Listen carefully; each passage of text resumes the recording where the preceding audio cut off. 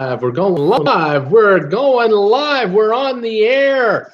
How are we doing out there today, folks? Welcome to Monday, July the 2nd, 2018. It's Bruce here, traveling with Bruce. How's everyone doing today? Hope you've had a good weekend. Here in Canada, it's a long weekend, so today, actually, most Canadians have a day off and enjoying the Canada Day long weekend, although Canada Day was yesterday, our 151st birthday as a nation, formed in 1867. I guess, yeah, that's right. And I remember the 100th birthday, Canada's centennial, 1967. That was a big deal. You can imagine 100th birthday. But I was about, what was I, in grade 6? I would have been about 13, something like that, 13 years old. And there were celebrations all year long about that, and all kinds of parks were created in Canada called centennial parks. Most cities have one. Excuse me. A lot of towns were able to get funding to put up recreation centers or community halls, or just all kinds of funding was put together for it. And then we had Expo 67 in Montreal, the big World's Fair in Montreal for the year. I never did see that, even though I wasn't that far away from it physically. I think we lived 350 miles away in southern Ontario at the time. My mom and dad, sister and I, two sisters and I, and never went and saw it. I did see the World's Fair, the permanent structures that are still there today. A few, but it was a boondoggle in a way. It was a celebration, but it was also a giveaway to Quebec, the French-speaking component of our country. They landed the affair, and then they built. They went after the Olympics for '76, and they got the national bid to go after the Summer Olympics in '76. And Montreal became a boondoggle. It was a financial nightmare. And the rest of Canada was just so upset with how that all went down politically. It was just, oh, what a mess. But anyway, what are you going to do? Here we are, 150 years on. The country is still together and, moving right along. Your neighbors to the north, those of you who are watching from the United States, most of my viewers are from America. And I welcome all of you here. Also, a few of my Canadians. There aren't not too many Canadians watch this show. I don't have a large Canadian following. I have a few. And how you guys doing out there? Some from the West, some from the East, from the United States. I have viewers from all over the place, from Florida, California, Texas, Illinois, Chicago. I own Chicago. I got at least 2 viewers. I own that. I'm covered. I'm what's that word I'm looking for? Trending. I'm virtual. I'm just it's happening. 2. Los Angeles area, California, of course, Seattle. Fantastic. And then my international viewers, hi to you guys. Love you guys from the UK, from Australia, New Zealand. I've got Argentinian. I have an Argentinian regular who follows me a lot. I have a number of viewers in the Caribbean. How you guys doing down there? Nice to have you watching the show and following this channel. The channel, this channel now is 10.5 months old.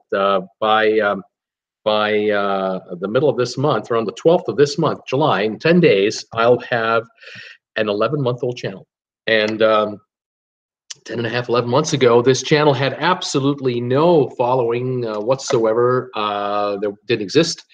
I was just a YouTuber watching YouTube's videos, following some of my favorites and keeping up on things, and thinking about someday I might, I'm kind of thinking I might do that. And it was about a year I thought about it. Finally created this channel and didn't quite know the direction it was going.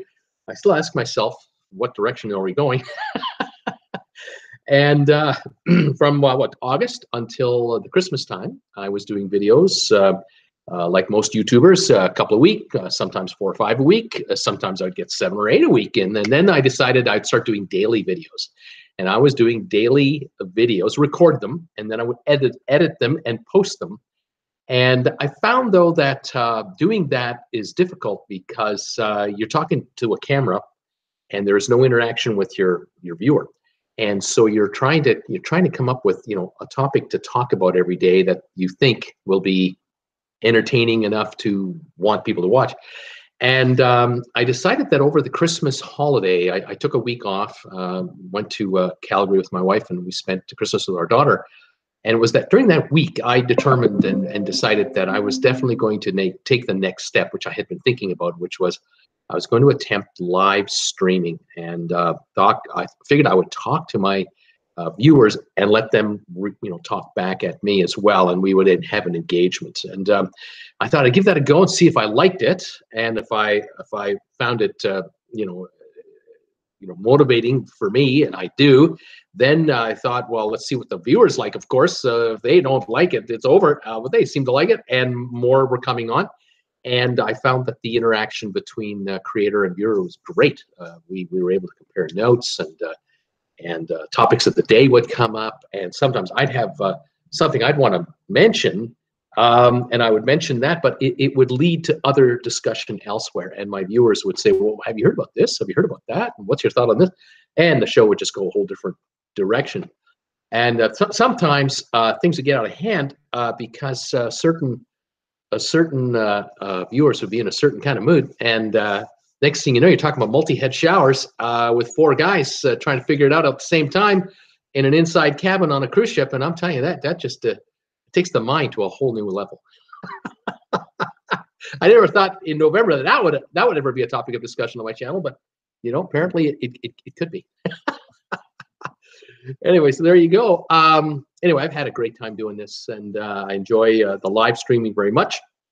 I still produce regular videos. As some of you have noticed, the last few days, I've kind of cranked a few out in the last week or so. It all started with, I think I did 2 videos about Berlin. I did a video about my daughter and I traveling together, and disaster in Berlin. I think I called that video. And then I did a follow-up video about spending 2.5 weeks alone in Berlin at age 60 in a private apartment, my daughter's apartment as it was, and I was able to do whatever I wanted for 2.5 weeks in the city of a legendary city of Berlin that had such has meaning to me because my mother being German and my father being from Lithuania, and the two of them meeting in West Germany after the war, and telling me all the stories that I heard about the Germany before the war, the Germany during the war, and then the Germanese after the war, and hearing all about that, and now being in Berlin, the epicenter of this whole thing. Unbelievable. That was such a treat for me. I so grateful I could have done that. Beyond a bucket list, really, beyond a bucket list. And then I did a couple of videos on Viking cruises. I was given permission by the Viking people to utilize their footage. They have stock footage, and I decided I'm going to put together some nice videos with some really professional photography because there are a couple things I want to talk about with regard to Viking cruises. And so I did a feature on the Viking Star cruise ship. And then I did a little video last night. I just launched it last evening. It's a comparison between Viking and Celebrity. I was thinking about a big cruise line like Celebrity versus Viking cruise line that's becoming a large cruise line in its own right as an ocean line company. But one is a 6-star cruise liner, which is Viking, and the other one is a 5 to a 5.5-star cruise liner like Celebrity. And I thought, why don't I compare the two? And I was having some fun earlier in the day yesterday before I did the video. Excuse me. I was looking up how much it would cost to take a cruise on the two. And I thought, well, why don't I compare as close as I can, something apples to apples? And I took a look at Viking cruises in February, coming up in 2019. So that's obviously, what's today, July. So we're talking 7 months from now. So I'm looking at middle of February for a Viking cruise, and Caribbean finding cruises about 7 days in length, and they're coming in at about $3,000 a person. And then you pay extra for tipping. This includes port charges apparently, but tipping is not included. It includes drinks at lunch and dinner, but doesn't include like a beer anytime you want. You got to buy that extra. You want that privilege, you have to go up another level. But I thought, well, let me just kind of compare something comparable to a Celebrity line. And I thought, well, why don't you just take a look at just a regular cabin on Viking, which is still a balcony cabin because there are no inside cabins on Viking. They're all balconies. And I thought, let's start with that. Okay, that's $3,000. Tipping is tipping. Leave that out of the equation because you got to pay tipping anyway on Celebrity. And then let's look at Celebrity's prices. And I tried to compare apples to apples as best I could because there are cruise lines out there with sales right now, and we know about all the promotions going on right now, drink promotions, Wi-Fi promotions, and so on. Anyway, I went to the Celebrity site and I took a look at some fares, and I went to the Celebrity website to really dig into it. And I found out something very, very interesting. It was quite surprising to me that if you took a balcony unit in a Celebrity cruise ship, say the Equinox or something like that, it's about $1,500 American dollars compared to the $3,000 for the Viking. However, if you add on the perks that Viking gives you, like I said, alcohol at lunch and dinner, which is a kind of a quasi drink package, but nonetheless, I figured, well, if you had 2 drinks at lunch and 2 drinks at dinner, and you had a specialty coffee during the day, which is also included on Viking, what would that cost you on Celebrity on a daily basis? And I just added that in. And then I went with the specialty dining, knowing that there are 7 restaurants on Viking, all inclusive. There is no added charge for any restaurant on Viking. I thought, all right, well, let's say 4 of the 7 nights or 5 of the 7 nights you're doing a specialty dining, because you can on Viking, then how much would that be on Celebrity? So I tried to factor that in. And then shore excursions. You have a shore excursion built in on every stop on Vikings. Now, I thought, well, if we had 3 or 4 stops in each case, I thought, okay, well, let's just, figure that out. So I did that factoring. Spa, you get to use the spa on Viking. That's included as well. You can use the rooms with the steam rooms, the saunas, the jacuzzis, the heated loungers, the area where you can grab a just relax, and there are no restricted areas. In other words, on on Viking or on Celebrity, you want to go to the spa, you have to pay for the spa pass. But even with that, there are still areas of the ship on Celebrity you can't go if you have a regular balcony room.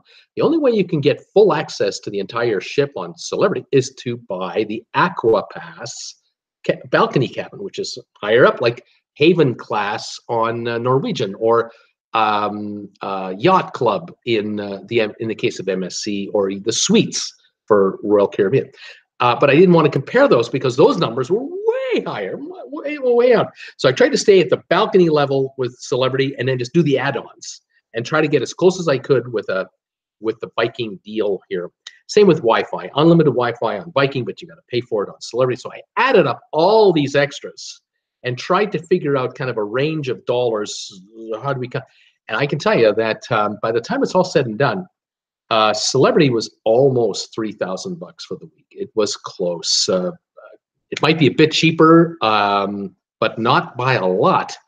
And that got me wondering, wow, geez, if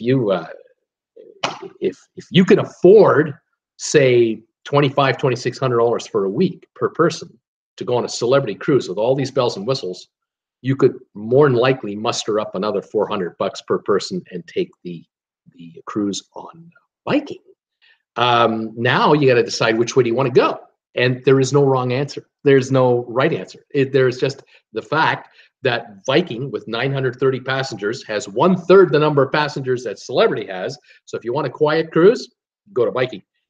But Celebrity allows you to bring the kids because they allow children, where in Viking there are no children. Now that's an advantage or a disadvantage depending on your situation. If you're a family with 2 children, and you want a nice cruise ship to go on, hey, Celebrity, great way to go.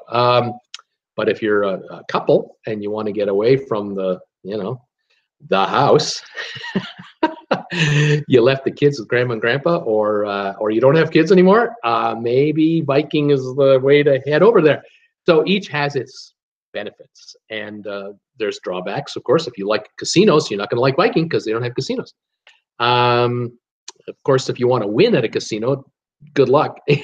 You're probably not going to win anyway, but still, you get to put some, put some money into a slot machine in Celebrity every evening, and at least hear the tinkle and see the action on the screen. And then, of course, it's just a larger ship. There's obviously more entertainment available on Celebrity, a different kind of entertainment on Viking. It all has its pluses and minuses, and you got to go back and forth and back and forth. Anyway, I'm just going to say that each is its own, each is its own way to go. And I enjoyed making the video very much. I enjoyed the research, and then I posted it last night, and it's had a few views. And if you've seen it, great. I know some of you have, and you've commented that you enjoyed it. And we'll see what the numbers of that video look like. So the channel. Coming back to my channel, I still make regular videos. I still do, of course, I do live streams, and I'm having fun with the trivia Tuesday nights and Thursday nights, with a little bit thrown in on Saturdays. So it's kind of fun doing that, and like I say, it's a lot of fun. But going forward, I keep asking myself, what is the future of this channel? I don't know. The long term, I just know that I'm doing what I'm doing. I would like to be doing what I do, but on cruise ships. That is my next game plan. I'm still a ways away yet. It's only just barely July. I'd love to be on a cruise before the end of the year, perhaps in November. And I would love to be on a cruise in January or February, or perhaps a couple of back-to-backs, and have meet and greet cruises and meet you folks, and take it from there. If I can do broadcasting either on board a cruise ship, or I can produce videos and throw them on the air while I'm cruising, great. There's a lot of potential there. The internet speeds are growing quickly on cruise ships. They're becoming quite sophisticated. I know Carnival and Royal Caribbean in particular are really stepping up their game with higher quality internet speeds. And so I think the future is quite good. This next year or two, I think, will be stunning how fast internet is going to get for all of us, whether we're just looking at our emails, sending a couple of photos on Facebook, or a YouTuber like myself who might want to actually broadcast on the air. Over the last couple of days, so we've added some subscribers. So we're at 2,317 subscribers now, up from about 2,308. So welcome new subscribers to the channel. I hope some of you are watching today. I know that a lot of you folks out there don't subscribe. You just watch. There's a lot of folks who just watch this show and watch my videos, but they don't actually subscribe to it. You don't have to, of course. There's no rule saying you must. I love the fact, though, that people do subscribe. It kind of lets me know that we're on the right track. But if you want to subscribe to this channel, you can hit the button over here. But this button over here, this other one here, right there, I can get my thumb to work. Looking at the camera angle. That one has a bell icon right beside it. There's a little bell logo there. If you hit that, you get notified every time I make a new video and post it, or every time I do a live stream. And you want to get alerts from yours truly as to what's going on, do that. YouTube will actually do the automatic notification on my behalf. And then what else? Just saying thanks again to those of you out there who've, you're helping me stay on the air, because this is my full-time job. There are folks out there who have tried to find ways to help this guy stay alive. And some of you are literally just making donations to my PayPal account, which is up here on my homepage, a little logo up there, which of course is so appreciated. You obviously know, but also folks are going right down here on the description. I have an affiliate link with Amazon, and a number of you have gone to the link, and you hit it, and it takes you right to the Amazon homepage, and you then pick up some stuff from Amazon that you're going to buy anyway. And I get a finder fee on anything you do order on Amazon. And I think we just had the month end come and go. And the other day, I think there were 7 items ordered in one day on Amazon. It didn't add up to, it was like $150 of stuff, but hey, it's $150 worth of stuff ordered on Amazon. And it got shipped out the next day, and credits came to the channel, and wonderful. I can't thank you enough for that. That's fantastic.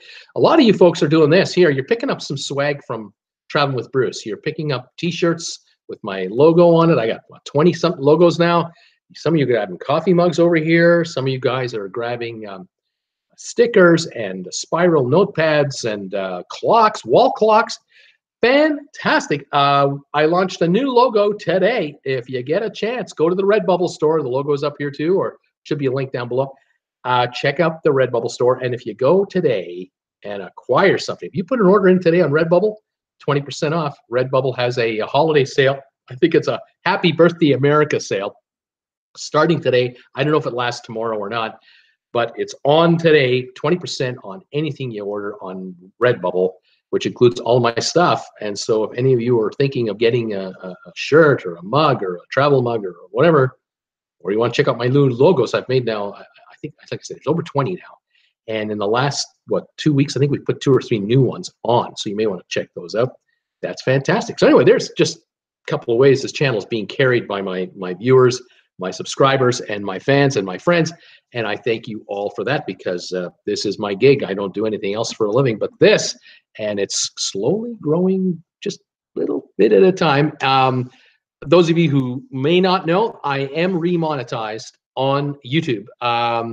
It took 120 days from when I got demonetized on February the 20th, 2018. I got demonetized, and they remonetized me after a channel review that was supposed to last a week. 120 days later, they got it done, and I've now been remonetized for about 10 days, and it looks like I'm making about $5 a day from the advertising. It varies like 3 to 6, 7, but about $5 a day is coming in from advertising. Can I live on that? Will I throw it back? No, I'm taking it. I'll take it, but it's only a fraction of what can be done, and that is true of any YouTuber in my size. We are dependent on other streams of income to make it work. And my better half, Jen, the wife you've not seen, who's the Jennifer Aniston lookalike wife that I have, Jen, she does day work and keeps it going, and then I have this, and she tolerates this because she sees it growing and going, all right, you keep on going. You don't have to get a job too. So thank you for that. And thank you guys for supporting my channel and supporting me. There you go. Now I'm going to say hi to who's already here. Folks have been signing in and saying hi to me. 45 viewers are here. I hope some of you guys can spare thumbs ups today. If you have any still lying around out there, 23 thumbs up right now I'm showing on this channel. I would love to hit 50 today. That would be something fantastic. So if you're just popping in and you like what you see, or you take pity on this guy, give him a thumbs up. If you have any questions about cruising, this is the channel for you. I love talking about cruise ships and cruise ship vacations. Any questions about cruising, cruise ships, ports of call, what can I bring on a cruise, how to pack, what should I do? Fire away. I'm more than happy to help you with that, because this is a great channel for those who have never cruised before, or those who've cruised a million times. And if you're in between cruises, this is a way for you to kind of talk about cruising and kind of hang in there while you're waiting for your next cruise to come up, because sometimes it's pretty tough to wait. Once you started cruising, you can't wait to get back on a cruise ship. It's so much fun. Peter Heckema signed in today at 3:31 for a 5 o'clock show, saying, hi, Bruce. 90 degrees in Tarpon Springs, Florida today. A little cloud, a little sun, but a pretty nice day. A happy Canada Day and happy 4th of July to everyone. My sentiments exactly. Peter, I see a crew member who fell off the Norwegian getaway on Saturday, was rescued by the Carnival Glory yesterday about 1 p.m. That's true. 22 hours in the water. Apparently, the individual survived for 22 hours in the water in the Caribbean, and was picked up. And we don't know. There was apparently no survival gear on the individual. So no life jacket or anything like that. This individual went over without. How the individual went over, we don't know. Was it an attempted suicide, and he decided to try and hang on as long as he could, or was he was he in an altercation with another crew member? We don't know. I can assure you, an investigation is underway. But they'll take care of him and bring him back to full strength. And no matter what happens, he's probably out of a job. I cannot imagine him going back to work again. I can't imagine the line having him back at work. I don't think so. And most likely he'll recover medically, and he will be reunited with his family back home, and he may be done for his cruising career. Now, are there any charges pending or anything else? Who knows? We will probably never hear about it. Cruise lines are under no obligation to actually tell us whatever happened to that guy? You know, what was the deal with that person? They keep that, they bury that. And since they're not USA licensed or registered in the United States, they only need to report to their registry of convenience, the flag that the ship is registered from. And each country has its rules and regs, and some of the stuff becomes public and some of it just doesn't. And we don't know. So good news? Yes, certainly good news. Surprising? Yeah, 22 hours? Wow, that is very surprising. But how it got to be that way? Don't know. Robert Brandt is here today, 86 in St. Thomas, U.S. Virgin Islands. Welcome, Robert. I saw that news too. He said, amazing in the water, 22 hours, he said. Peter, Heckema, considering he didn't have a life vest on, that's a long time. You bet. Robert, it sure is. And with the sun, very lucky. He would have been, you know, there's sunburn and lack of water, like drinking water. I mean, it's no fun, folks. Hunger, forget the hunger. The adrenaline and the ability to float. I don't know. He would have been in rough shape when he got picked up. He's going to be in probably medical wing for a while, I would think. Boy, that's something. Peter said someone was looking out for him. Obviously, Robert, there's a note about that. Blaine, hi, Bruce and all, 89 on Hilton Head in South Carolina. Blaine, welcome back. Did anyone see the story about the boat fire in the Bahamas? It claimed a life and others were seriously injured. Robert asking small craft or large. It's a small craft. It looked to me like a you know, power boat, mega long power boat. Apparently, was it 14 people were on there, 2 crew member, 12 passengers. I don't know what happened. There was the talk was that there was an explosion there. The talk was that then there was a fire. Definitely lots of press coverage about the burning ship, the burning boat. But what caused it, don't know. One person apparently has perished. Another was badly injured, or several badly injured, and a number of small injuries. We'll probably hear about that, though. That we will hear about as time goes on. Tracy is here. Tracy Dunlap. Hi, Bruce and all. 88 Fahrenheit and sunny right now in Naples. Had an awful storm that came through a few hours earlier.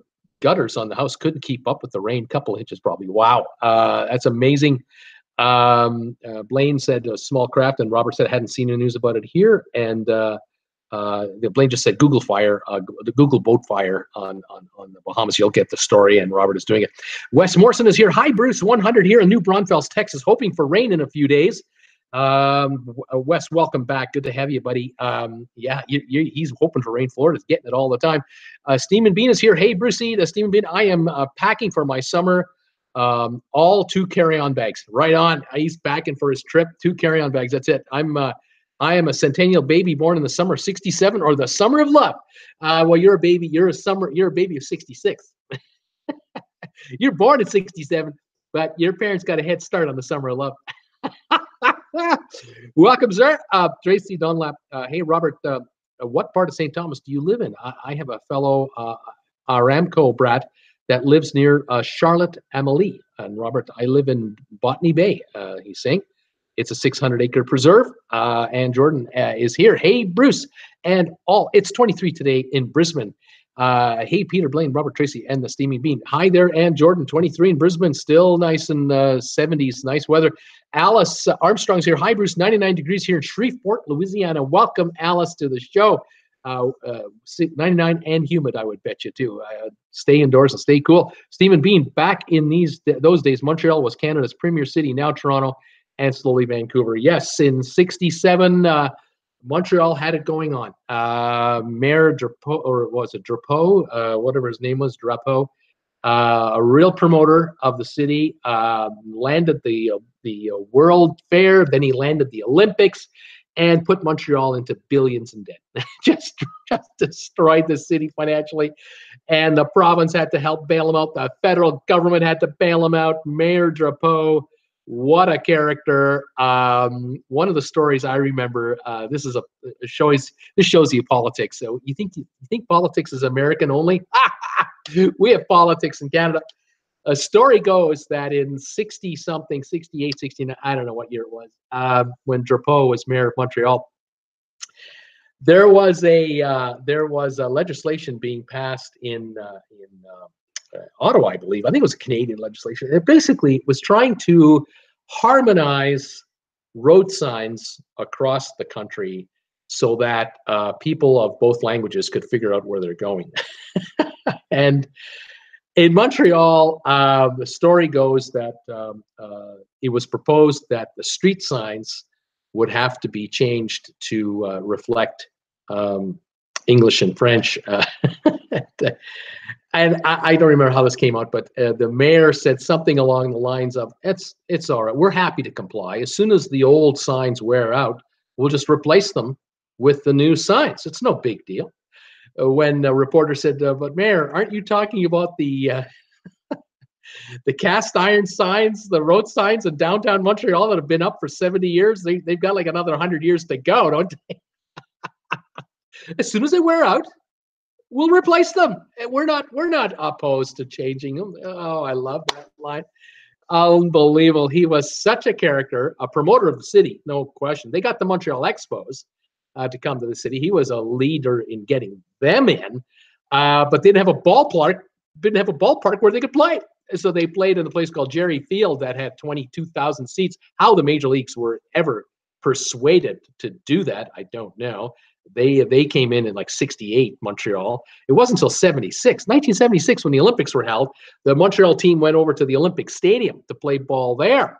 And the stadium is not designed for baseball. It was a terrible place to play baseball in, but at least could hold 50,000 people. The problem was that the stadium was supposed to cost $40 to $50 million. That was the price tag that they put on the stadium for the 1976 Olympics. Final cost, by the time all the Wildcat strikes were happening by all the French-Canadian union leaders who are now extorting the city of Montreal and the Olympic Committee for, instead of getting like $8 an hour, they wanted $50 an hour. Like these extortion and bribes and deals, corruption, left, right. So that stadium was over $500 million in 76. It was supposed to cost $45 million. Not a penny more, the mayor promised. Not a penny more. Like, that was only the tip of the spending nightmare of the Montreal Olympics. And Montreal paid off the Olympics for the next 25 years. And Canada helped pay it off because the federal government licensed from coast to coast lotteries. The first national lottery in Canada was the Olympic lottery to pay off the Montreal Olympics. The lotteries started in like 78, 79, and 80. And the Canadians were such gamblers. I mean, we're hooked on this stuff. We're also, loving to play the lottery. We were watching the live telecast of the national lottery that would happen once a month. The Olympic lottery tickets, you could buy them for $10 each. And I think $3 or so of that money went right to the Quebec nightmare that was sitting in Montreal over there. And the federal government bailed out or helped bail out Montreal and Quebec with this multi-billion-dollar fiasco. And a country of what, at that time, 28 million people? Yeah, we had to inherit this mess. So we didn't go for an Olympic Games for a long time. It was Calgary in 1988 that had the Winter Games. And the thinking was, oh, gosh, don't be another Montreal. Please, God, don't do that. And Calgary came in with a $35 million surplus. Unbelievable to think that an Olympic would make you money. And then Vancouver had the Olympics in Vancouver, the Winter Games in 2000. I think they had a slight loss or a slight gain. They kind of broke even on it. But Montreal was the poster child for what not to do. Anyway, the Expos, they played in the Olympic Stadium, and they were gone by just not even 2000. I don't know how long it was. They're now in Washington. Montreal wouldn't even support their own ball club. So there you go. Unbelievable. Back in those days, Montreal was Canada's premier city. Then it became Toronto. Now Vancouver is becoming the place you want to live. But, this is expensive. Unbelievable. Peter Heckema. Bruce, I went to Expo 67 in Montreal many times that summer. It was really wonderful. Not sure if they still have World Fairs anymore. They do. They still do have World Fairs, but they're now held in places like Dubai and Shanghai and countries that have got deep, deep pockets. No Canadian city. I think the last Canadian city tried. Calgary, where I'm from. Calgary tried to get the World's Fair And they were proposing a multi-billion-dollar rebuild of a portion of downtown Calgary. Everything they were going to put together a big deal, but they got blown out by another city in Europe because the reason why Calgary didn't get it, they weren't offering enough bribes. That's the reason they didn't get it. The so-called cities that were going ahead of them were offering such nice gifts to the voters. These third world delegates. You become a delegate for the World's Fair, you've won the lottery if you're from Ethiopia or from Sudan or from Angola.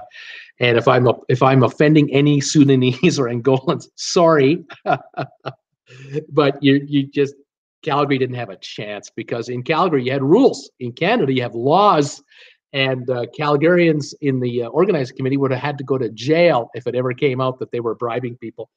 Calgary didn't have a chance, so it never happened. But in Montreal's day, there were a lot of gifts given. A lot of gifts were exchanged, even for the Calgary Winter Games. There were a lot of what do we call that? There were a lot of excursions for the Calgary bid. The Calgary Olympic Committee had a lot of folks coming over to Canada to take a look at the proposed facilities that they were going to build in Calgary if they could get the Winter Games.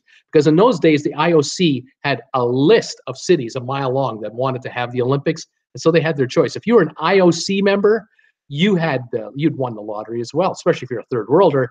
You'd won the bride lottery because you're going to get paid off big time. There were elaborate gifts given to IOC members for Calgary to get the Winter Olympics. Calgarians, those on the committee, will deny it. They'll deny it because they have to. They'll go to jail otherwise.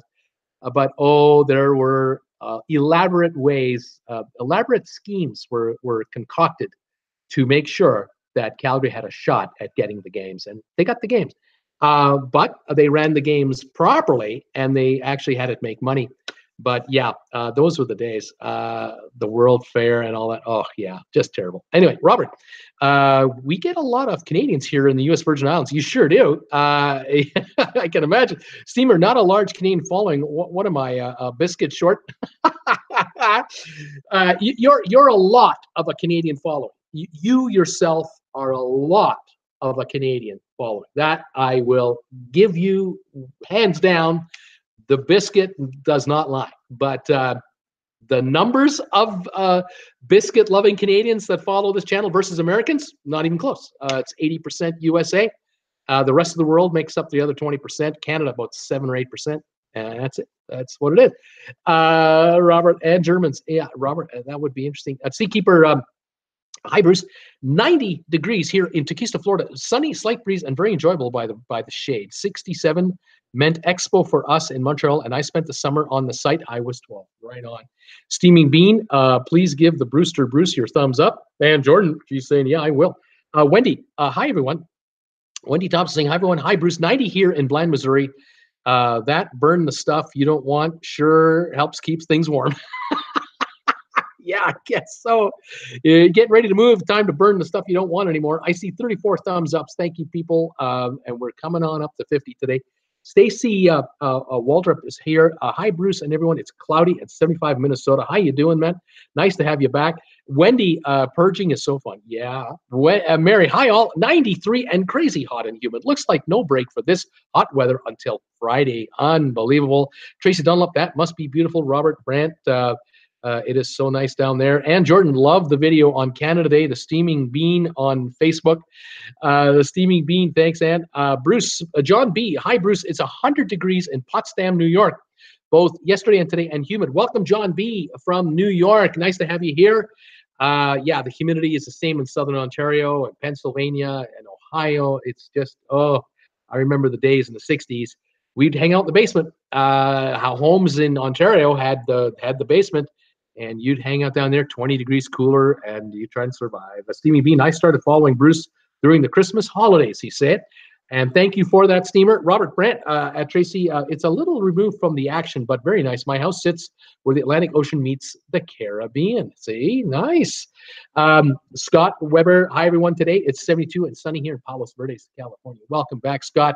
Steamy Bean, that multi-hit shower is very homoerotic. Speak for yourself. I don't know. Robert, that's a pay-per-view video, he's saying. The Steamy Bean, Bruce, how about a late Friday live show, like once or twice a month? A late Friday live show. So that would make it, what, 9 live shows for me? You're killing me, man. And Jordan, hey, Blaine, West Stacy. Michelle Lucas is here, sunny and 73 degrees in Southern Oregon, shopping in our big-ass RV, watching Brucey, buddy. Welcome, Michelle. Welcome, Randy, to the show. From beautiful Southern Oregon. Yes, it would be cooler there for sure. And Jordan, hey, Michelle. Wendy Thompson, Michelle, my hubby wants to look into the fifth wheel scamp. I care about the bed being comfy and the bathroom being usable. That's what she wants to see me being. What is the average age for those sailing Vikings? Something tells me 70 plus. I think 65 and over is a pretty good guess. I was watching Jim Zim doing a review on the Viking Star. He did that a while ago, and he thought the average age was 70. But wouldn't surprise me. Yeah, 50, maybe like 55 to 75, 80 in that range. Certainly not for youngsters. No way. You want a relaxing cruise, where it's calm and quiet and peaceful, and yet exotic and top-notch food. Boy, yeah, this is your place. I like the idea of that ship because of only 930 people on a 745-foot long vessel. It might be 200 or 300 feet shorter than a big Norwegian cruise ship or Holland America ship, celebrity ship, but you get to go on the entire ship. There's no restricted area, so you've got all the decks for 745 feet to frequent and enjoy, rather than maybe 3/4 of the decks, and you can't go in the top 4 floors, that kind of thing. Excuse me. What do we got here? Rob Souter is here. Rob, how you doing? Afternoon, Bruce. 95 here in Wilmington, Delaware. Welcome, Rob. 95, hot. Robert Brandt, yes, Bean gets up. It gets up there. Tracy Dunlap must be gorgeous. I do love St. Thomas and Puerto Rico, but away from the tourist areas.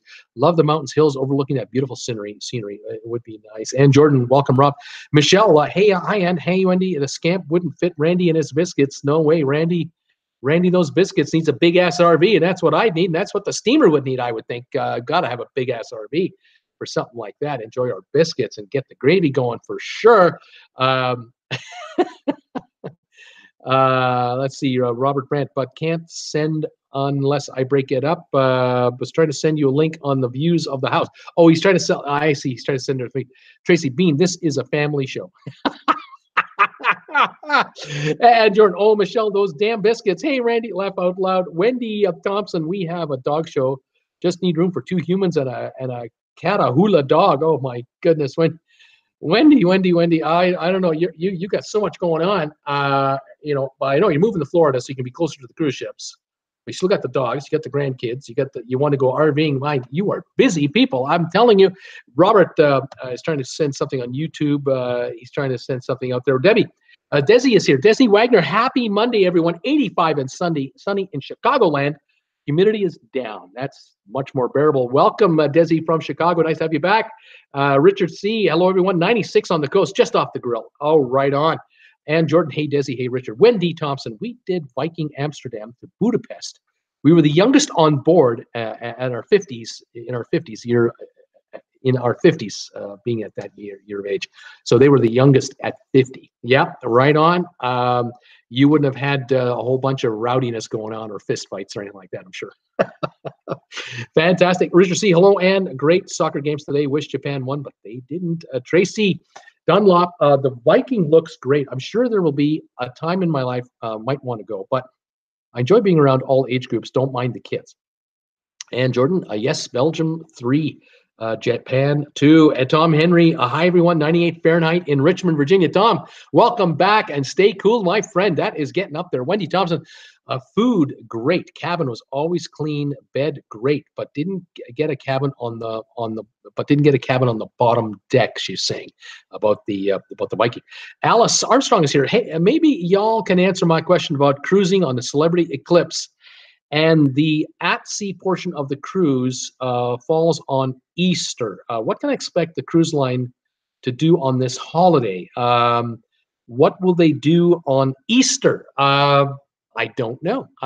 Anybody got any guesses? I can't answer that question depending on the you know, depending on the ports of call, I'm not sure if there'll be anything special going on or not. I'm not sure what angle you're after there. And Jordan, hey, Tom Henry. Tom Henry, hey, did Debbie make it today a bit early if she's enjoying the port trip? Debbie would have been on, I think she would have got on board Saturday, I thought. Or am I not right? Today being Monday, she'd be already on the Bliss from Seattle. Tracy, I'll look up your area. I'm sure I'll find something online. Richard C. And I got sick at the 94th minute with a goal against Japan. And Richard's into soccer big time. Robert Brandt, Villa Pearl was Villa Wide. Not sure what he means. Tom saying hello. And Jordan, she will be enjoying time on the Bliss. Tom, hope she's having a great time. I'm hopefully she is too. Tracy and Robert saying hello here, and hoping that Richard's feeling better. Desi Wagner saying hi. And Jordan, hey Desi, great post on Facebook. Did you manage to find another cruise yet? Question for her. And Jim, hi everyone. 106 here in Anderson, California. 106, Jimbo. Deb Emanuel is in Ketchikan, Alaska. Went on the first excursion. Fantastic. Let's see. Scott Batcher, hi Bruce and all. Another replay of a nice day here in Ventura. 71 degrees and counting till my next cruise in September. September can't come soon enough. The return of Maureen loves Bruce. Hi, Bruce. Well, the return of Maureen. Hello. Jim Thomas, a fishing resort and crab feed. Sounds like she's having a ball. Oh, I can just imagine. The return of Maureen says, I'm not a troll. Before anyone accuses me, I'm not a troll. Well, let's hope not. Let's see. Richard C. When there is an event, crime on a ship, it is very hard to get information on it. Finally, the FBI lists events on ships coming from and to the U.S. The cruise companies try to keep a lid on this info. They do. They're not interested in promoting, things that are happening on a cruise ship that just don't make us want to go cruising. That's the way they are. Same thing with 5-star resorts in Cayman Islands.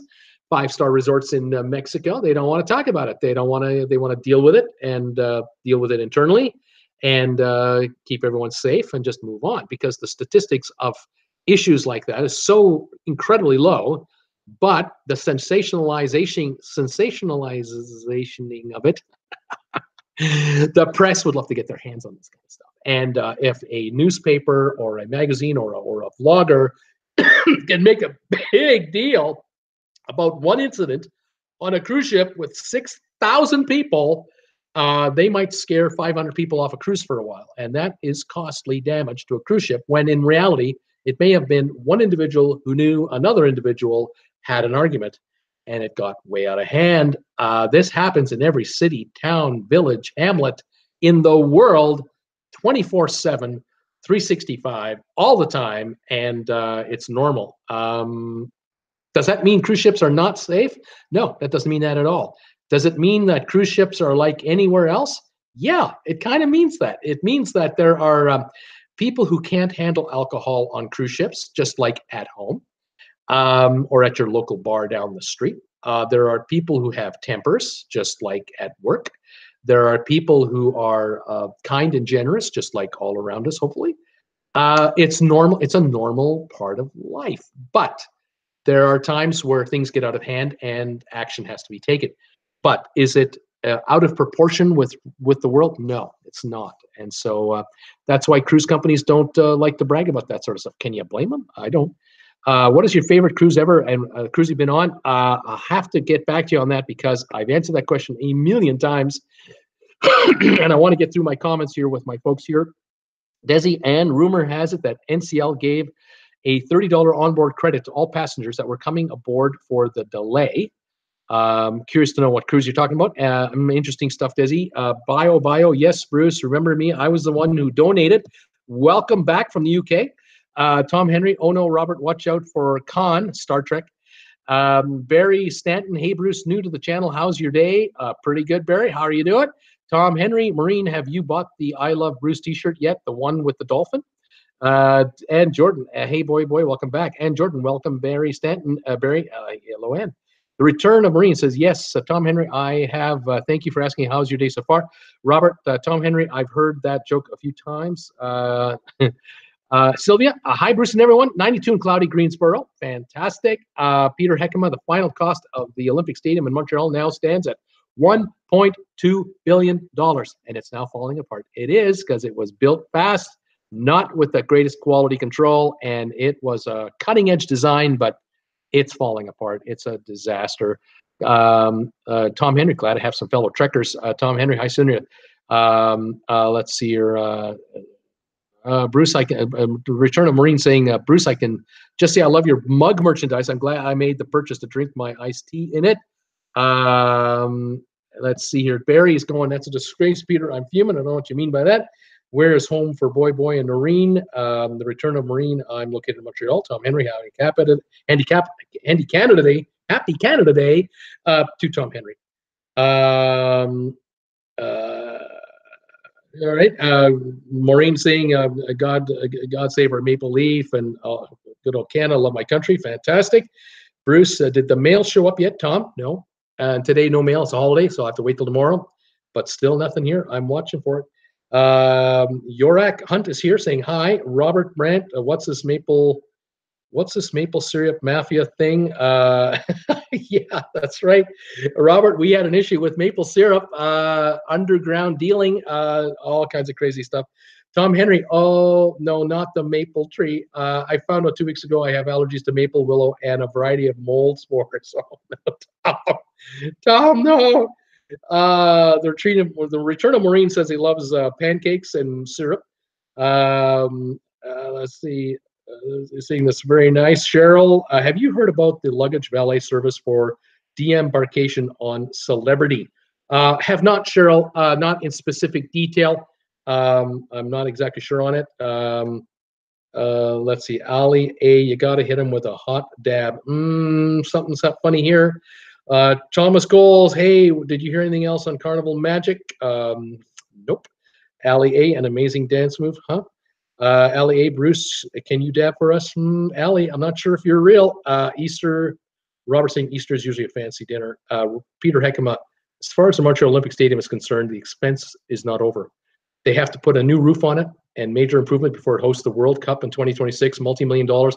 I don't even know if they would use it. I really don't know if they're even going to bother using it. Let's see here. I think we're going to say goodbye to Ali. Wendy, lamb for dinner. Tom Henry, sounds delicious. Tracy, hey, Bruce, our Cayman Islands hotel really expensive. Found a flight today for $59 US each way. Was thinking about it for a long weekend. Wow. Tracy, that's an unbelievable bargain to get down there. They are, but if you can stay at the Best Western, go to Expedia, look for the deals and see if you can find something that's affordable down there. Very interesting. And if you can get like 3 or 4 days out of it, do it. Absolutely do it. Yeah. Robert Brandt, Wendy Thompson, lamb, ham, and generally a more formal meal with main dining room. Okay. Here we go. We got some guys here that are beginning to show up that are not of the most what do we call it, high caliber. Debbie Manuel's watching. Here her text read, not sure why she has anything though. She was jonesing about not watching you. Here we go. We got another one. Here we go. Stacy Thomas Scholes, the magic is fixed following its normal schedule now. At least that's what I've heard. Let's see here. Backish is gone. Robert Brandt, the best Western in on the beach too. Okay. I've had to say goodbye to a couple of people here who are not spreading the happy cheer that we kind of be looking for.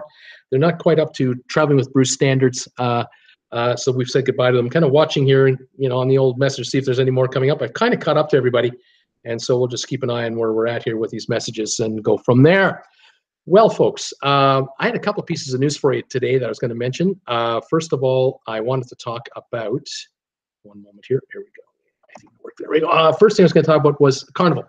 Carnival owns Seabourn. Now, Seabourn is a 6-star luxury line. And Seabourn came out with an announcement that they have ordered 2 new ships to be built from the Italian shipbuilder that will handle the expedition cruise market. That means reinforced hulls, allowing them to get these ships to the Arctic and the Antarctic through through ice. They're not going to go right into an iceberg and challenge it, but they will be able to handle the odd hit from a little berg or that type of thing, a little bit of a flow. The expedition cruise business is booming. The cruise business as a whole is growing and growing nicely according to the industry and according to the overall numbers. But the expedition cruise business is out and out booming. You cannot build enough of these high-end cruisers, these cruise ships, for the market.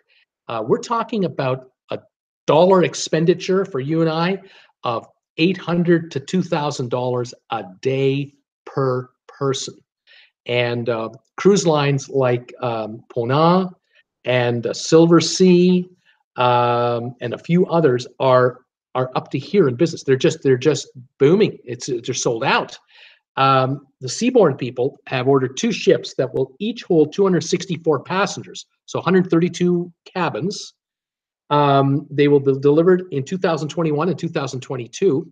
They will have submarines on board and motorized Zodiacs, which are those inflatable vessels with the power engines in the back.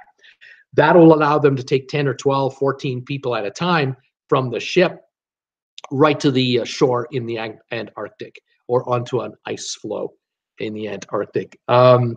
This is high-end, all-suite accommodations. We're not talking any inside cheapo rooms here. This is top dollar, top 5 or 6 star everything, including meals and provisions. And so they will set you up when you go on that ship. You will be set up with the clothing you're going to need. They're going to have the mitts for you. They're going to have your headwear. They're going to have the bodysuit if you need it. All of this sort of stuff. And they're going after an area of the market that is looking for something more. In the days of our parents, and I'm 62, so if I go back to my parents' generation, some of you have to go back to your grandparents' generation because you're younger than I am.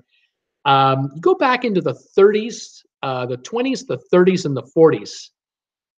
Crossing the Atlantic in the 30s and 20s, it wasn't like a guaranteed deal. It wasn't like just taking a train across town. It was an adventure. And it was with some risk that you did it. Now, the advancements in technology and in navigation was, any new advancement coming out was added to cruise liners, ocean cruisers, because ocean cruise companies wanted to assure any passengers coming across the Atlantic with them that they had the number one, wireless radio. They had communication systems. They had, whenever they had ability to detect, weather systems, they were on top of it. However, there wasn't radar in those days like there is now. There wasn't satellite imagery of ice flows and high and low pressure systems and all that sort of thing. So crossing the Atlantic was risky. And when my parents came into Canada to immigrate to this country after the war, in 1951-52, they were still crossing the North Atlantic. And occasionally there were incidents, not good. And the cruise liner Andrea Doria had its run-in. 54-55 had its issue. That was a luxury cruise liner, ocean cruiser, with all the latest technology, including radar, and they still got whacked by the SS Norway. So in those days, that was the risky cruise. Then in the 70s, 80s, 90s, when the jet took over, the jet airliner took over for Atlantic crossings, cruise ships became casual Caribbean cruisers. And my parents in the 80s went on a couple of cruises to kind of remind themselves of what it was like, kind of, when they were on an ocean liner back in the 50s, and then in the early 60s when we came back from Germany after my dad had been deployed with NATO. In 62, we came back by ocean liner to Canada. But my parents in 62 compared to 52, in 52 they were in steerage. In 62 they were in probably first class or second class, and they loved it. Now in the 80s they were on a cruise just like the Love Boat was promising. romantic cruise with all the food you can want, dancing and entertainment. And that was the standard for cruise ships up until only 10 years ago. Now it's different.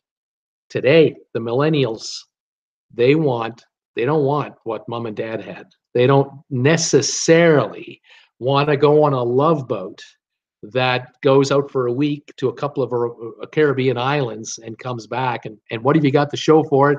A bit of a waistline, hopefully a bit of a tan, and you drank a little too much. They want something that they've been watching on television all their lives, which are these Jacques Cousteau explorations. They want to see. They want to go to the sea where the penguins are. They want to see where the polar bears are. They want to go where no one has been before, or very few, the privileged. And the only way to have ever been able to go to to Antarctica on an exploratory cruise, you had to have been an employee of an entity that was doing scientific research. It was so-called pleasure cruises. Unless you had your own boat, there was no way. Cruise lines now are offering this kind of excursion. They're offering excursions to small, hard to reach or hard to get to places, out of the way places that the big cruise lines will never go to. You cannot take a 6,000 passenger cruise line to a small island with 200 people on it. You'll overrun it.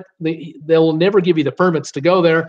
You will never, as a cruise line, be able to offer the passengers enough to do. And a couple of visits of those, you'll ruin the place forever. So no, you have to go with a ship with maybe 100 people for 6-8 hours and respect the environment, the ecology, that kind of thing.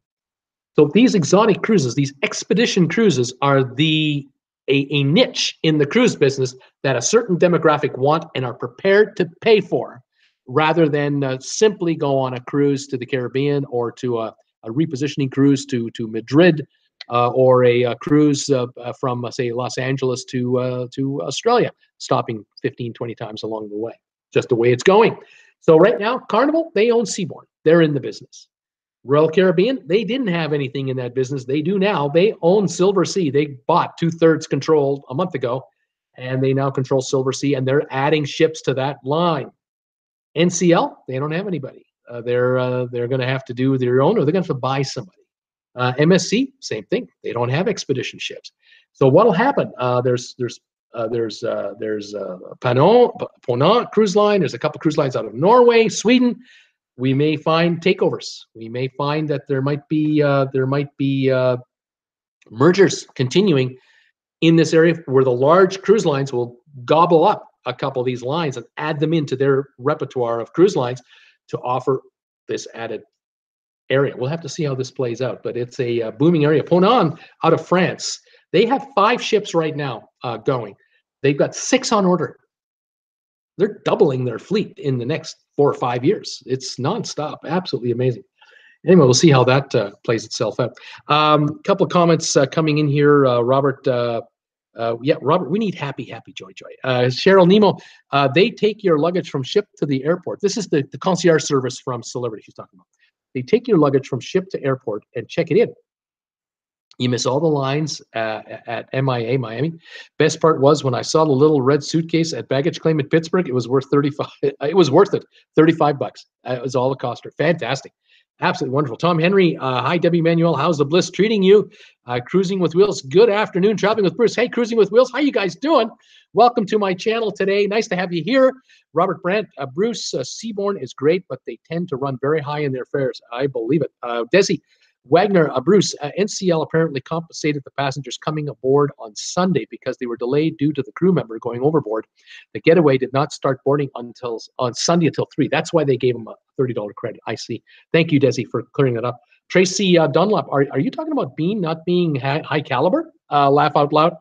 Beaner is of a caliber that is in a way very describable, but in a way not describable. He is a caliber unto himself, and it is of a high biscuit caliber that the Beaner has, and I respect him greatly for it, and love the Beaner. Tom Henry, how about a submarine cruise ship, all windows, no balconies? Laugh out loud. Tom Henry, hi there, Cruising with Wheels. Enjoyed your show on Sunday. How about that from Tom? Rob Stauber, if they build another stadium in Montreal, is Canada going to have a new lottery? Yeah, well, oh God. It's unbelievable. There are people in jail in Montreal from the last 3 or 4 years. Corruption in Montreal, the construction, the mafia in Montreal is deeply embedded in the construction business in Quebec. It's unbelievable. There are investigations going on all the time.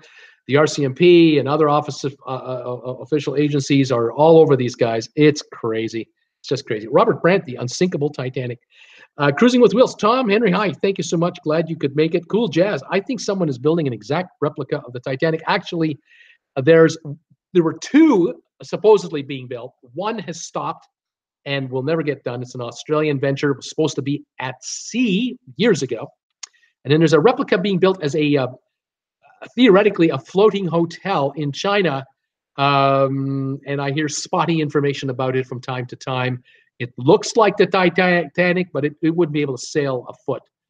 It's in effect a permanently moored structure that's being built out and to be a hotel. That's all I know. Robert Brent, hopefully not exact. He's saying, Ann Jordan, hey, Cruising with Wheels.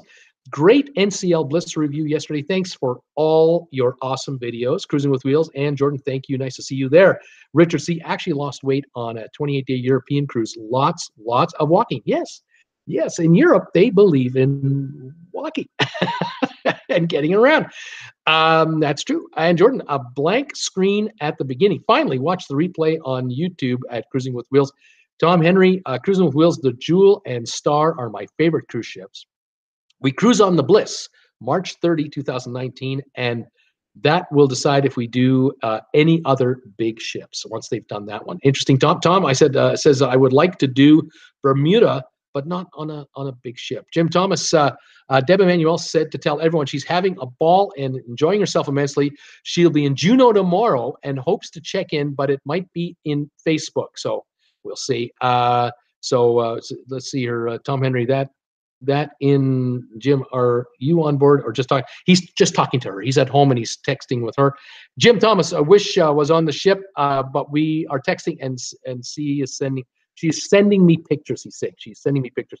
The typos are screwing me up. Richard C. There is another luggage valet. Picked up our bags at a home port on the East Coast, and we're next seen on the Royal in Rome. Price $450 each for each bag, but it was worth it. It didn't have to mess with Rome. Wow, that's unbelievable dollars. Holy moly, Richard, that's big bucks. Well, whatever turns you on, whatever works for you, you use it, right? Way to go. Unbelievable. Other news I have today. I read this story a couple days ago, and I could have mentioned it Friday or Saturday, but I read it again today, and I thought I would mention it. Pullmantur. Now, the cruise line called Pullmantur is owned by Royal Caribbean. I think they own half the company, or 49%, something like that. The other half, I'm not exactly sure who owns it, but Pullmantur is a Spanish-based cruise company, and Pullmantur uses, I think they have 3 cruise ships, and I believe 2 of them, if I'm not mistaken, are former Royal Caribbean cruise ships. And if you ever want to go on a cruise on a budget, Pullmantur is for you.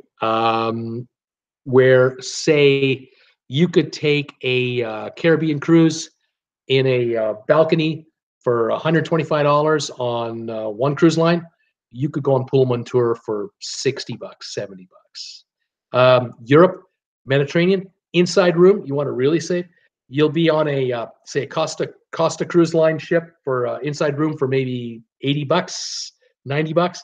Here, Pullmantur, $30, $35, all meals. That's what I'm talking about. So if you're a backpacker, you're a university student, you want to do a little bit of cruising in the Mediterranean in the summer, take a look at these guys. Anyway, they came up with an announcement that I read today. Again, I reread it today, and I like this. Been thinking about this the last couple of days. Pullmantur is now offering, depending on the cruise ship and the location, they're offering electric bike tours, onshore excursions using electric bicycles. And in the main areas where they're doing this is in the Greek islands, Other stops as well. They offer the bikes, the helmets, water, energy bars. The tours include, in some cases, a beach stop. They're including in Athens, for example, if you take the bike tour there, you'll bike to the Acropolis. Going up the hill, just put the electric motor on, and just ride her up. Town of Corfu, Dubrovnik, and Papua are available. These are different towns. Islands on Mykonos. Very, very interesting. Some of these tours they go way up. They go quite high up, where you have a phenomenal view of the bay or the harbor that your ship is parked in, or fantastic views of the towns or the cities that you're also coming to. I love this idea. I think this is absolutely brilliant. Pullmantur is a perfect line to offer this service because of the demographic of the ship. You're talking about the younger cruising crowd. In particular, I mentioned the backpack crowd, the university grads, or someone who's in between years. You've say finished 3 years and 4 years university, and you're going into grad school now. Take a year off and travel. They're doing this. Or you finished university, and before you go to work, you're taking a year to travel. Bingo, here you go. You're backpacking through Europe or wherever you want to go. Here you can take a cruise on a very affordable cruise line. They're offering these electric bike tours. I think this is brilliant.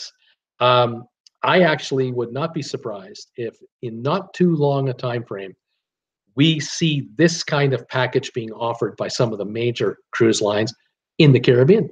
Perhaps in Mexico, perhaps not Mexico because of the safety of the roads, but there may be places where you'll get off the cruise ship, you'll get on a bus, you'll be driven to a national park, 20 miles in, 30 miles in, and there are the electric bikes. And you'll get on the electric bikes there. You'll be in a private area. You'll be roped off from highways and people in vehicles that could run you down. With security, of course, and you'll have your 3-4 hour tour on electric bikes, back to the bus, back to your ship, and what an outing.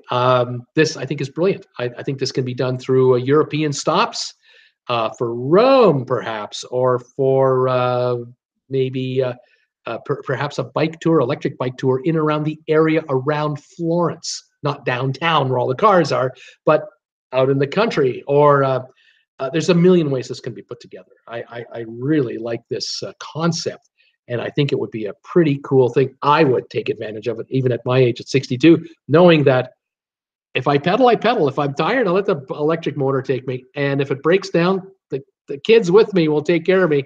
They got radios. They'll call the truck and get another bike to me. I don't have anything to worry about. I love this idea. I think that's a pretty cool deal. Anyway, that was an interesting little story. I thought that was kind of neat. Cruising with Wheels was looking at the cost of that baggage service, and they commented, "Holy smokes!" Cool jazz.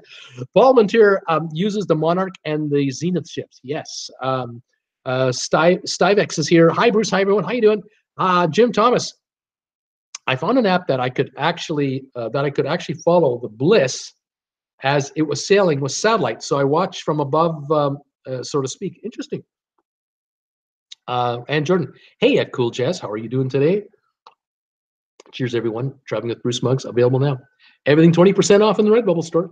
Didn't warn you. It's like I didn't warn you. Richard Seasall, Pullmantur ships in Europe. Very, very small ships. Exactly. I agree. Robert Brandt, Croatia is absolutely breathtaking. Stivex, I think Pullmantur is drink-free on any of their ships. I didn't think they were drink-free or drinks included for free because they do serve alcohol on there. Cool Jazz, hello, I'm Jordan. I'm doing well. How's your morning so far? Tom Henry, did you mean free drinks? Drink-free sounds prohibition. Just like I thought. Robert Brandt, I always suggest drinks. Yeah, Jordan. Cruising with Wheels. You will have to watch Debbie on the Bliss on Facebook. Cool Jazz. Those ships were old celebrity ships from 1990. Seakeeper and old RCL ships too. Royal Caribbean ships too. Yeah, I think a bit of both. It works. Pullmantur has got a class of ships that didn't cost them $800 million to get. They don't run them hard. They don't run them on 5,000-mile journeys every week. They'll run a 1-week cruise in the Caribbean area, always close to port. They obviously are doing good maintenance to keep them going.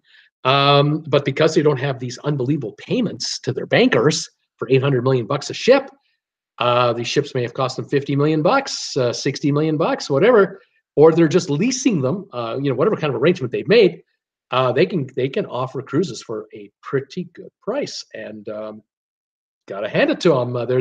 There's a market for the Pullmantur cruise ships. There's a market for Seabourn, and they're like priced cruise ships. It all works. Jim Thomas laughing out loud. Robert Brandt, funny people worry about old ships, but will fly on old jets. Yeah, it's incredible. You get on an MD-80 with American Airlines, and those planes are from the 80s and the 90s, and we think nothing of doing it because they're well maintained. But the reality is these planes are getting on. Whereas Emirates is the complete opposite. They operate 777s and A380s predominantly, and once the plane hits 7-8 years, that's about the end of the line. They really won't push the planes much more than that. They'll offload them and just bring in brand new ones and fly virtually brand new aircraft all the time as an airline policy. That's their deal. Got to respect them for that. You don't hear passengers complaining about the rickety old Emirates jet they were on going to Dubai. They don't. Cool Jazz, I hate MD-80s. I didn't like them either. Two on one side, 3 on the other, if I recall the seating pattern. Narrow with the engines at the back, the old DC-9 kind of style. Didn't like those planes either. But I flew them. A lot of 737s from the old days still around, the old 400 series. A lot of those still flying these days because it's such a great airframe. But I would rather be on a new plane than an old one. Celebrities' ships, Zenith and Horizon, were clunkers when we sailed on them in 1990 and 91. I shudder to think that they're still sailing 28 years later, and they are. But Seakeeper, we're out of that loop, right? We're just not going to ever be on something like that. But if you're 20, 21, 22, man, you're used to sleeping in the sleeping bag, and you can hike 20 miles a day and, party all night and do it again tomorrow. It's a different world, isn't it? We've kind of grown out of that. Robert, Emirates runs a heck of an airline, don't they? I was watching a video the other day that I love watching these videos. I don't know about you folks, but I do love these videos. Oh yeah, there you go. I like the 727s. No, I'm not sure what word you're looking for there, Tom. Cool Jazz, where's the Mardi Gras when you need it? And Jordan, what happens to the old ships when they're past their due? Do they go into ship graveyards? Sometimes they get sold off to third world countries as ferry boats, and then eventually they end up in a scrap heap in India somewhere or wherever they get cut to pieces, and the steel is recycled. Yeah. That is middle seats. Oh, Tom Henry, I like the 727s, no middle seats. Oh, I gotcha. Right. Robert Brandt, they make reefs of many. Yeah, that's right. I was watching a video the other day about the A380, and there are YouTubers out there who make videos when they go on a plane. They give you the whole experience. They arrive at the airport, they go into the check-in lounge. Sometimes if you're in economy, you're just in the waiting area. Those in business class, first class, they go into those lounges. They film that, show you how the other half lives, and then they're going on the plane, and then they show you their seating area, and then you're watching out of the window as the plane is taxiing and taking off, or if you're watching an A380, because the seat back in front of you has a screen, and on the screen you can hit the button where you can see there's a camera in the tail of the jet. So the camera is showing the plane from above you. You're seeing your aircraft going down the runway, and you notice your nose lifting up. You look out the window, and by gosh, we're going in the air. You're watching live from the tail camera your flight. Well, these videos, you'll have one angle. There'll be one camera pointed outside the window. The other camera is pointed at the image on the screen. And I'm watching these two images at the same time as this plane is lifting in the air. And then, of course, the camera operator, the traveler, the YouTuber, is showing you their menu, what they're going to get fed. and the food arrives, and they show you their food, and then you see the dessert, and they take a walk around the plane, and all of it. I love videos like that. I just love it. It's like traveling without leaving your seat. Well, anyway, what I noticed yesterday was I saw an A380 flying, I believe it was Los Angeles to Dubai, and it was just an economy seat. The individual was seated in the window, on the window side, and he was just ahead of the engines. And he made a comment saying it's not often that economy seats are in front of the engines. Normally they're behind the engines. Noisier back there. Well, here he was in front of 4 engines, 2 on this wing, 2 on that wing. And the microphone is on. This person's not talking. You're listening to the sounds of the interior of the plane. I was struck by the fact that I could hear people talking like this in front of him and beside him and behind him while the plane was barreling down the runway to take off. And I remember the days, and I'm sure you do too, some of you who've been on these 727s, the MD-80s, the old 737s. You remember the DC-8s with the 4 engines, the DC-8s? You go barreling down the runway, we wouldn't be able to talk to each other and go barreling down the runway. The racket was so loud that there was no way we could talk. Here is this double-decker plane handling 480 people, whatever the number was, going down the runway in LAX, and you could hear the engine. You could just barely make it out as it was climbing along the runway and then going up into the air. So calm, so solid, so serene, incredible. And during the video, with the food coming and walking around the plane, it sounded like you're on an airplane. Yeah, you could tell you're on an airplane, but nothing like the old days from 10, 20, 30 years ago, 40 years ago, not even close. It's incredible how these aircraft have grown up and have become so sophisticated with the composite materials that they're building these bodies from, how they're able to keep the pressure inside the aircraft as low as 6,000 feet. That allows more humidity in the air. It is easier on the jet lag. It's amazing, absolutely amazing. And then you look at the Canadian and American domestic fleet that we're operating on and that we have to tolerate when we fly from, say, Calgary to New York or New York to Miami. The airplanes that we have to go on for these flights, unbelievable. The two of the countries, leading countries of the Western world, domestic airlines, they're treating us like crap. I mean, we're just being treated like cattle in there. It is pathetic. And yet these international carriers, it's just first rate, even in economy. I mean, this is what economy used to be like, with real dishes and forks and knives and everything. Oh my gosh. Yeah, now you get a sandwich, if that, and you got to pay for it. Unbelievable. Anyway, there you go. Seakeeper, grown out of that. Grown is the operative word here. Biscuits and gravy. Cool Jazz, go to India shipbreaking yards. Rob, why don't cruise ships offer one included sugar-free drink with your cruise? Why don't they offer one? Money. That's the answer, Rob. They're trying to make a buck, and they're making it. Why are drink packages so expensive? Anne is wondering to know. I agree, Rob. Sugar-free should be included. Pays for the profits. So sad the 747s are gone. Domestically, yes. Internationally, they're still flying, but they're easing out. Cool Jazz, do you fly WestJet or Air Canada? I do both, but I try to avoid Air Canada. At least in the past, I used to avoid it. Just not happy with the carrier, but things have changed. When I now book a flight, my whole thing about booking a flight today is, what's the plane I'm going to be on? What's the plane? That's what I want to know. Price, it's not that important. It counts. Yeah, if it's hundreds of dollars of difference, there's no discussion. But I want to know the plane you got. And flying from Calgary to Europe, I had a choice to go Air Canada on a 767 or British Airways on a 787 Dreamliner. Game over. Took the Dreamliner, and glad I did. Beautiful, just spectacular. Couldn't believe how quiet that thing was. My wife and I were in economy towards the back, and quiet, unbelievable. You could feel the power because you're being pushed in your seat back as you're accelerating. But where's the sound of that engine? It just unbelievable, so smooth, beautiful. So that's a big thing for me.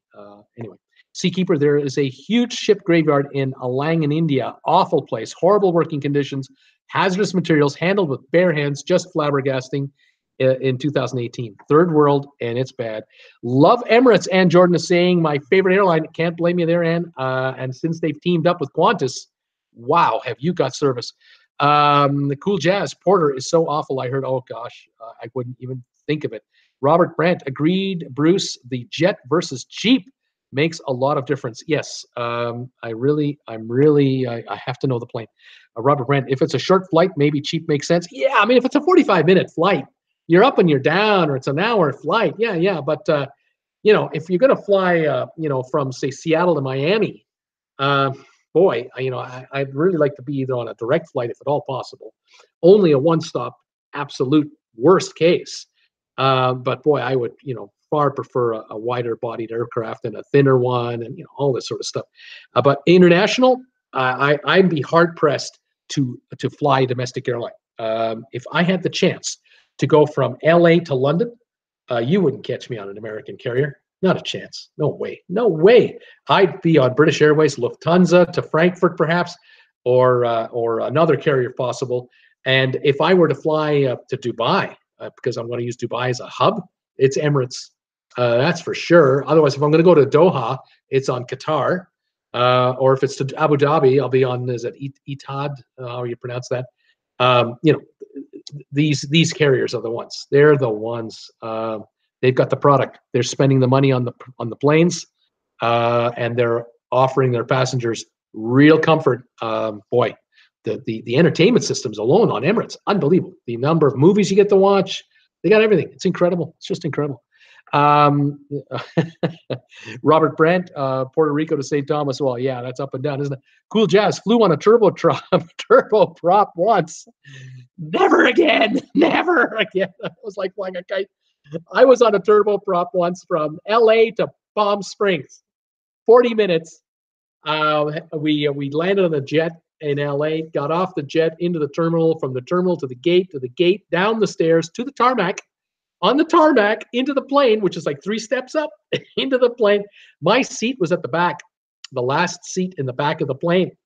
And it's just like a city bus, I'm in the middle at the back. So I'm looking down the hallway, and I'm looking down the walkway right to the pilot and co-pilot, and they left their door open. These are the old days.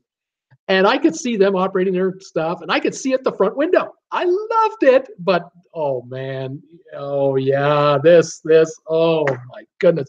We came over the final approach into Palm Springs, and we have the afternoon thermals there from 110 degrees down to the 90s. You have all these thermals, and oh my gosh, coming in. I could see the runway up there. You see it, but then it would kind of disappear, and then there it was, and then we're over here, and oh, there it is. We landed safely, but my wife would not have enjoyed that. Jen would never have been caught dead on that plane. Never. Robert Brandt, locals can get that, $34 each way, Puerto Rico to St. Thomas. Tom Henry, our TAP Lisbon to Newark was both cheap and comfortable with good legroom. Right on. Robert Brandt, Emirates spends the money. They do. Cool Jazz, don't you hate when they have to rearrange the weight? Yeah. And Jordan, yes, Emirates, Qantas, code share, frequent flyer points. Yes. Oh, Australia. You Australians have got it made. In Canada, politically, they won't allow Emirates in. Emirates can only land in Toronto 3 times a week. The government of Canada is owned by Air Canada. They won't admit it. But Air Canada owns the government of Canada. The government of Canada is gutless. And they protect the national carrier. Yeah. They screw us by paying world's top airfare to go anywhere. A flight to Vancouver from Calgary, $200 each way, hour and 15 minutes. Bunk. The taxes, the airport fees, surcharges are outlandish. Emirates wants to fly to Vancouver, to Calgary, to Toronto, to Montreal daily to Dubai and back. Government of Canada won't let them do it because, well, Air Canada can do that. Well, Air Canada doesn't do that. They only fly out of Toronto to Dubai. They don't fly anywhere else. So if I want to fly on Air Canada to Dubai, I got to go from Calgary to Toronto for $400, and then I can go from Toronto to Dubai. I'm not doing it. I'd rather drive my car to Seattle, or I'd rather drive my car to Spokane, grab a flight to LA, spend a couple of days, and fly there. That's how I do it. Screw this nonsense. We Canadians are fed up to here with this nonsense, and yet no politician gets knocked out because it isn't a top one issue with us nationally. It's not a number one issue, but we all hate it. We all hate it, and we get ripped off in Canada by flying in old rickety planes rather than being serviced by the world's best. The only way we get the world's best airlines is get out of Canada and fly somewhere else. It's crazy. It's crazy. Blaine, just a few years ago, we flew from Cheyenne, Wyoming to Billings, Montana with maybe 20 seats. We could also see the pilot. Robert Brent, we all just need net jet shares to fly. I agree. We all have to go on net jets. That's the way to go. Cool jazz. Then layover in Toronto 3 or 4 hours. That's right. Layover in Toronto. That's right. Unbelievable. I could fly from Seattle nonstop to Dubai for about 1,100, 1,200 Canadian dollars return. It's incredible. That's cheap. That's $550 for each way for a 16-hour flight. Unbelievable value. It cost me, if I were to fly from Vancouver to Toronto, it's $650, $700. That's like 4 hours there, 4 hours back. It's ridiculous. The number what we pay in Canada is crazy. And I'm talking about two of the most popular cities. You want to fly from Cranbrook, British Columbia, about an hour from here, to somewhere, you're paying double by the hour. It's stupid. It's silly. Cool jazz, then layover in Toronto. Yeah, anyway, there you go. The airline business is another whole matter, and I'll have to leave that for another day. Guys, gotta say, really enjoyed today's show. I hope you did too. We've had 39 thumbs ups today. Thank you for 39 thumbs ups. If any of you out there have got a thumbs up that you can spare, that you haven't allocated yet, put me over the 40 mark and get me closer to the 50 mark. I would really appreciate it. I'm going to watch the screen here, see if anyone does it. I'm seeing 39 thumbs ups right now. Robert is saying you got 40. I'm just seeing 39 on my screen here, but I'm sure it'll update here in a little bit. There you go, 42. I'm showing 42 now. How about that? John B saying, up here in Potsdam, we have 9-seater prop, very small. Went on one trip to Messina, New York, to Albany, New York. Wife did not like it. Coming back, the pressure was bad on our ears. Robert Brent saying 43, 45, he's saying now. Okay, I see 45 too. Rob, I once flew on Air Rude England to Toronto with 2 badly misbehaving kids and heard Stewart wouldn't move us or tell the parent to make the kids behave. Well, every airline, I can tell you that's true on every airline. I've heard that story for every airline ever created. That's not unique to this one. This happened. Steamy Bean saying 46. Robert Brent saying 46 thumbs up, Bruce. Well, 4 to go and I got 50. How about that? Tom Henry, bye everyone. Stay cool. Thanks, Tom. Always appreciate your support.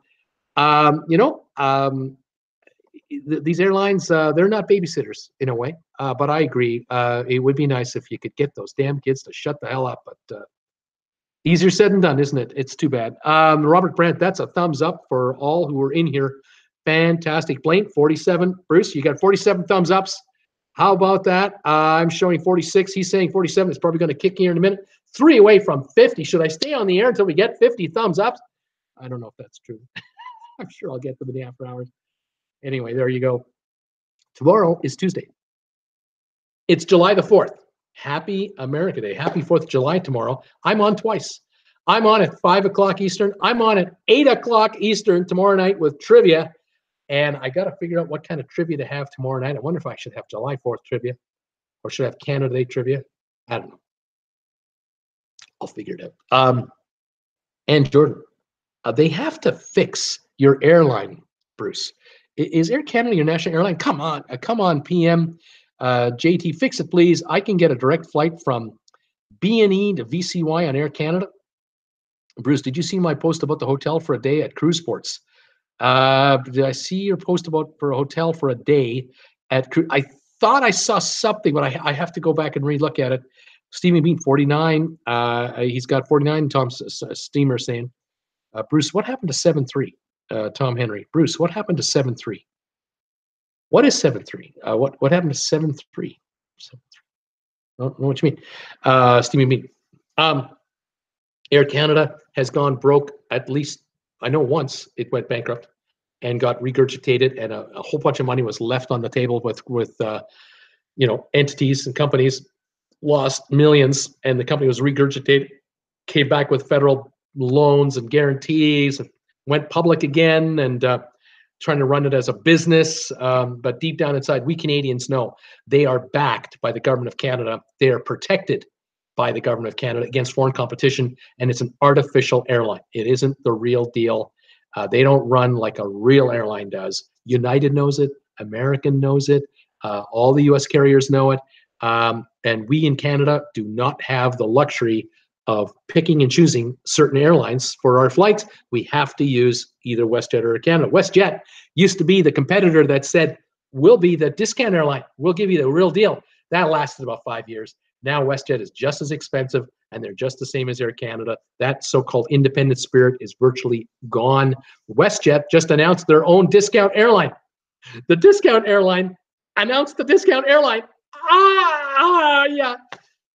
And what does that mean? You don't get peanuts, you don't get pretzels, you don't get anything, and you pay for everything. I avoid those airlines like the plague. I just avoid them because they fly the oldest planes. I don't want any part of these guys. Ridiculous.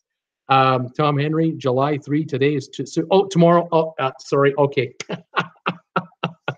Tomorrow is Tuesday. July 3rd. You're right. I'll have 2 shows. July 4th is Wednesday. I'll be on the air at 5 o'clock Eastern. Okay, let's settle that. Sorry about that. I'm ahead of myself because it's not the 1st of July. It's not the 3rd. It's the 2nd today, and you caught me there. Thank you for straightening that out for me. I needed that. All right. You're at 49, Blaine says. Yeah, 49, a thumbs up. Jim Thomas, thanks again. Bruce, see everybody tomorrow. Cool Jazz, what about Vogue? Don't be like Ryanair, pay for the bathroom. Oh, Cool Jazz, you're so right. Jim Thomas, what are you doing a day off? No, I'm on work. I'm working. I need the money. I need all the support I can get. I got to be on the air. I got to keep going. Guys, this is it. Traveling with Bruce is done for the day today. I want to thank everybody who came by and watched me today. At one point, I think we had 55 watchers. Right now, we're at 37. Folks are packing it up and can't blame you. It's already 6:34 on a Monday. Thanks for catching me today on my show. Thank you for the thumbs ups today. Thank you for your comments. And thank you for all your support for picking up this stuff. And Amazon link, the affiliate link, and direct contributions to my PayPal thing. Thank you for that. I really appreciate it. Have a great evening. I will see you tomorrow at 5 and 8 tomorrow night. This is Bruce with Traveling with Bruce, saying today was July the 2nd, 2018. Tomorrow's the 3rd. And I will see you tomorrow for 2 shows. Have a great evening, everybody, and take it easy. We'll see you later. Bye for now.